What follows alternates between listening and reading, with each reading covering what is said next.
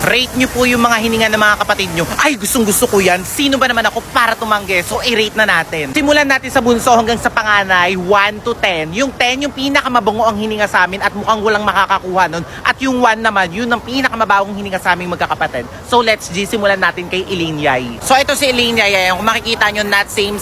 Hindi ganyan ang itsura niya. Ang usapan natin dito, hininga. So, i-rate ko siya 1 to 10.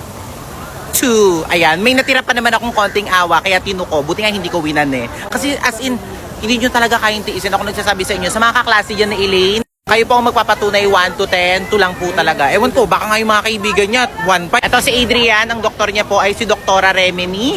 Ayan, pati po si Doktora Face Up. Ayan, so usapang hininga tayo, 1 to 10, ang mabibigay ko sa kanya is 3. Mas lamang lang siya ng konti kay Elaine. Enayay ang sumunod sa akin, ang mabibigay ko sa kanya out of 10 is 8. Ayan, mabango-bango ang hininga po ni Enayay. Hindi ko pa naman siya na-encounter na amoy something ang kanyang bibig. Amoy mayonnaise na may tinapay. Parang ganun. Ito naman si Ate Erica, ang pangalawa sa aming magkakapatid, ang aking Ate Erica. So, ibibigay ko dito sa ate ko, rate 1 to 10 is...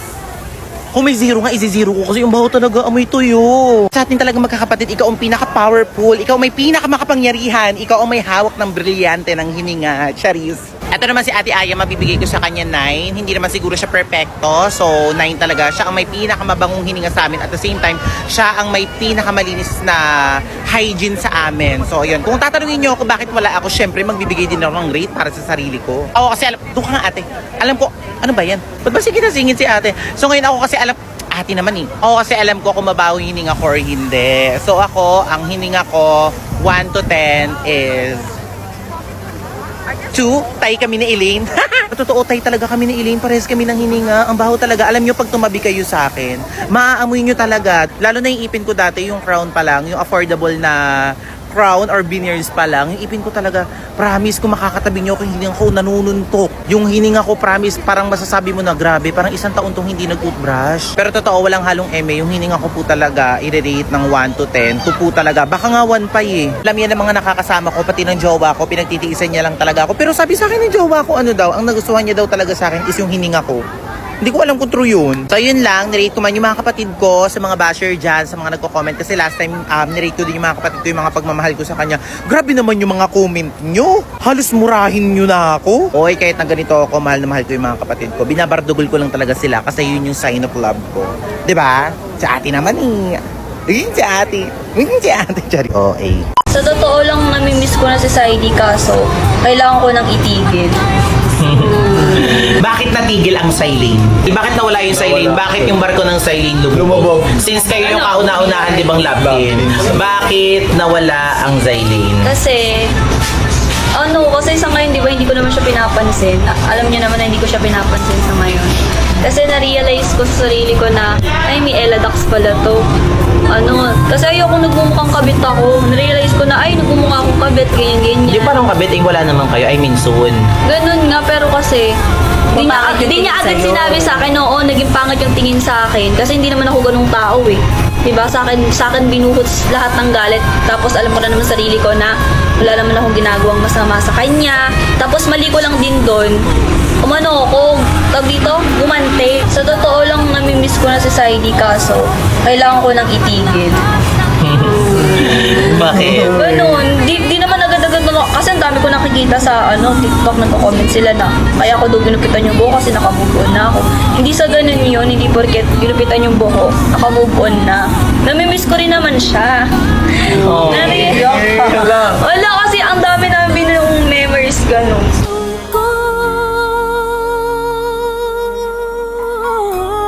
Totoo daw bang nanganak na si Elaine Yay or yung kapatid ko? Ito mga kapatid, sobrang daming kumakalat na AI. Yes po mga kapatid, AI lang po yan na sinasabi na si Saidi daw po at saka si Elaine kaya daw po nawala sa social media o kaya kung bakit daw po nagkaroon ng missing kasi nga daw po is nanganak daw po si Elaine. Ito mga kapatid, halilinawin ko lang po sa inyo. Ito, nakikita nyo naman po sa mga vlog po natin mga kapatid na hindi po malaki ang tiyan ng kapatid ko. Nawala po sila kasi nga po napagod silang dalawa sa trabaho nila, napagod po sila sa araw-araw na routine nila na paulit-ulit. So ngayon, syempre, nagbabalik na po yung kapatid ko. Then si Saidi, sa mga nagtatanong dyan, ano daw po bang update? Mga kapatid, kung mapapanood nyo po yung sa Manix TV, nakikita nyo rin po dun si Saidi. For now, nire-respeto ko po yung desisyon nilang dalawa. Hindi nyo po sila makikita na magkasama. Hindi nyo rin po sila makikita na nag-uusap sa lahat ng platforms ng social media or sa mga vlog ng Manix. So ayan mga kapatid ha, sa mga nag-e-edit na may anak na po si Elaine, hindi po totoo yan. Sa mga nagsasabi pong buntis po si Elaine, hindi rin po totoo yan. So yun lang mga kapatid, sana nilawan ko yung lahat.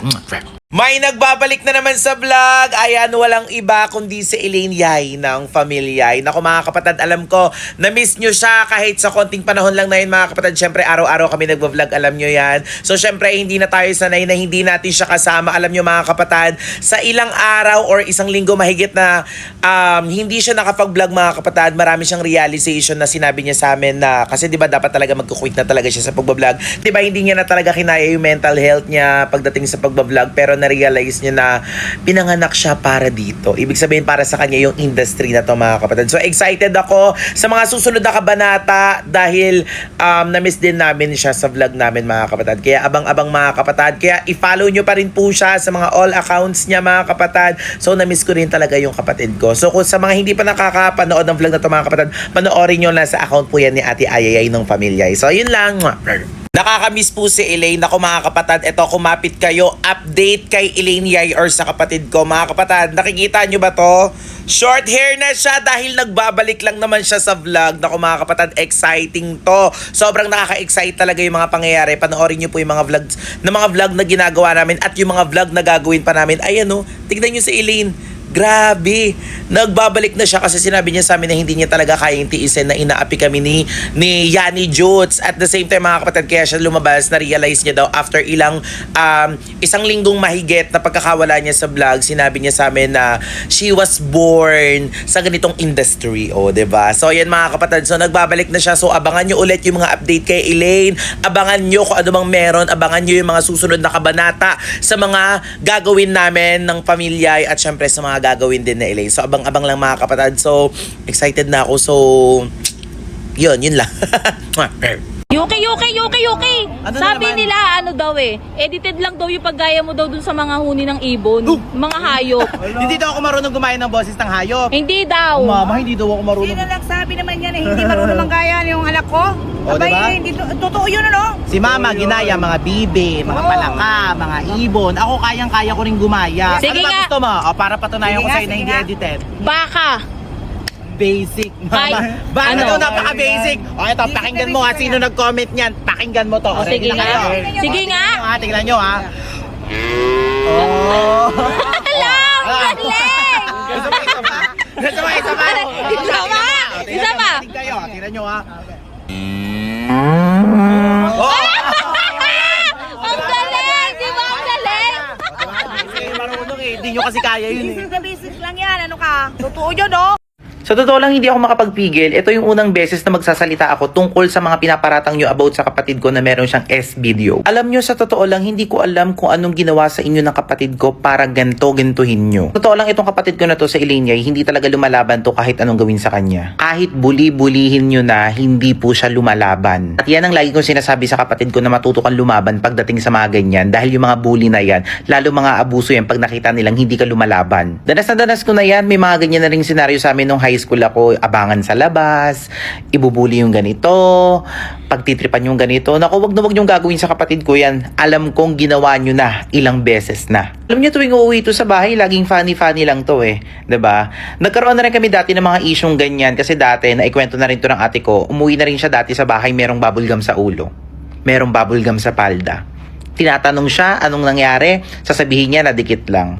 Tapos, umamin. Kaklase may lagay ng bubblegum sa ulo. Hindi ko alam, bakit hindi makatakas sa inyo yung mga kapatid ko? Ano ba? Sino bang may problema? Siya ba yung may problema kasi hindi kayo pinapatulan? O kayo na yung may problema kasi kayo yung nang aabuso? Sa mga nagpapakalat dyan ng screenshot tsaka video about dito sa kapatid ko, alam nyo yan.